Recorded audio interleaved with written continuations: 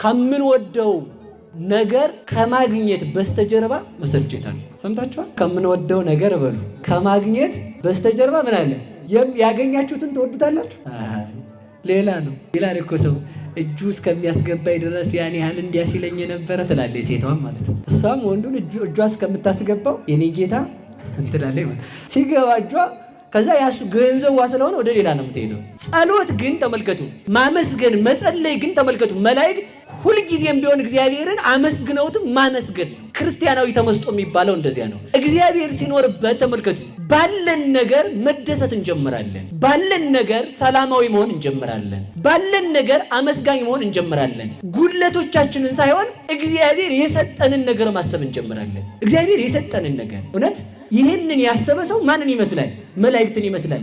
እግዚአብሔርን ተመልከቱ። እግዚአብሔርን የሰጠን ነገር እግዚአብሔርን ለማመስገን ብዙ ምክንያቶች አሉ። ብዙ ምክንያቶች። ለምሳሌ ተመልከቱ፣ ሰው ጸጉሩ ቢመለጥ ራሱ ማብቀለች አሁን እየተተከለ ነው መሰለኝ።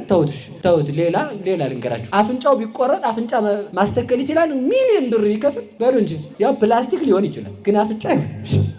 ማወቀልበት አንድ አፍንጫ የማይተክል ሰው እኮ ነው መከራውን ሲባክን የሚውለው ማለት ነው። በዓለም ያለው ንብረት ተደምሮ የአንድ አፍንጫችንን ያህል ዋጋ የለውም እኮ አያችሁ። መጸለይ ተመልከቱ፣ ከእግዚአብሔር ጋር መነጋገር ነው። እስኪ በሉ መጸለይ በሉ። ከማን ጋር መነጋገር በሉ እንጂ። ሰው ጸሎት ሲያቆም ከማን ጋር ንግግር አቆመ? አሁን ጥያቄ ልጠይቃችሁ። ጠዋት መጸለይ ስናቆም እግዚአብሔርን አንተ ማውራት ሰልችቶኛል ማለታችን እንደሆነ አውቃችሁ ታውቃላችሁ? አታውቁም? እሱ አይባልም። ልክ ነዎት። ግን እኔ እያልኩ ያለሁት አሁን አንድ ባለስልጣን ጠርቶ ናማ አውራኝና አጫውተኝ ቢል ካቀረ ሰውየው ምንድን ነው ትርጉሙ? አላወራም በሉ እንጂ። አላወራም ማለት ነው።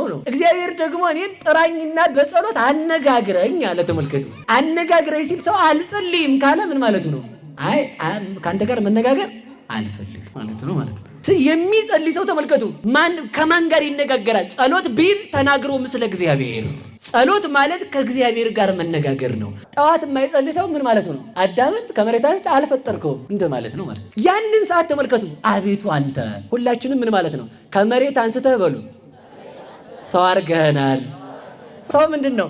አፈር ነው። አፈሩን ደግሞ ሰው ያደረገው ስንት ሰዓት ላይ ነው? ማለዳ ነው እግዚአብሔር። ተመልከቱ፣ ጠዋት የሚጸልይ ሰው አቤቱ ከመሬት አንስተው ሰው ያረከኝ ተመስገን። ሰው ያረገን መድኃኒዓለም ይመስገን። ጭቃ ቢያረግህ ቤት ነበር የሚመረግብህ። ሰው አረገ እኮ። ድንጋይ እሳት ቢያረግህ ሰው ነበር የሚያነድ ማለት። እንጨት ብትሆንም እንደዚያው፣ ከብት ብትሆንም ሰው ሲነዳ ይውል ነበር።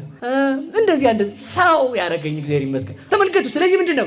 ነፍሴ በዲያብሎስ ስልጣን እንዳትለይ አንተ ነፃ ወጥተኛልና ወደ ባርነት እንዳልገባ ጠብቀኝ ስንል 9 ሰዓት እንጸልያለን። እንደወረደ ጥቅስ ይዞ እንደወረደ ቃል ገንጥሎ የሚሄድ ሰው አትሁን ያን አትብላ ማለት እንደዚህ አይነት